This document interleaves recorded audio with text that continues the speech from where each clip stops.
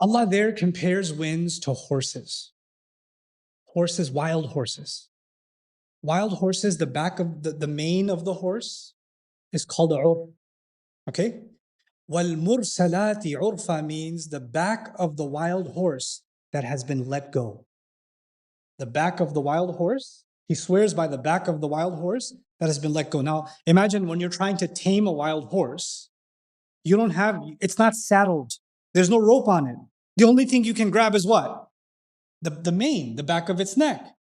And you let go of it. If you let go of it, what's it going to do? It's going to run wild. It's going to go as fast as it possibly can. It wants you off its back. فَالْعَاصِفَاتِ عَصْفًا. Then they move. See the fa? Which means it's still talking about the same horse, right?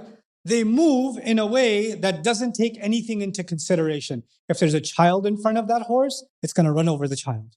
If there's a fence in front of it, it's going to break through the fence. You understand? It's going to just smash through whatever comes in its path. That's فَالْعَاصِفَاتِ عَصْفًا. Now, Allah is comparing winds to that wild horse in that surah. Allah is telling us that these winds, today when we were walking here to the center, it was a nice breeze. That breeze is basically Allah grabbing the reins of the wind and pulling it back and saying, calm down. And sometimes Allah lets that wind go. And when He lets it go, we call those tornadoes and hurricanes and typhoons. And that's you know what that means? That the natural way of these winds is to be wild. And the only one pulling them back and calming them down is Allah. And He swears by the few moments when He does what?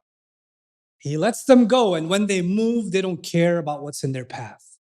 If there's a house in front of them, the house is gone in 30 seconds. There's a building, there used to be a building here. I live in Texas, in Dallas, it's inland, and it's actually a tornado zone. So sometimes Allah lets the back of the horse go, and you'll see brick houses. Within 10 to 15 seconds, you will not know there was a house here. Within 10 to 15 seconds.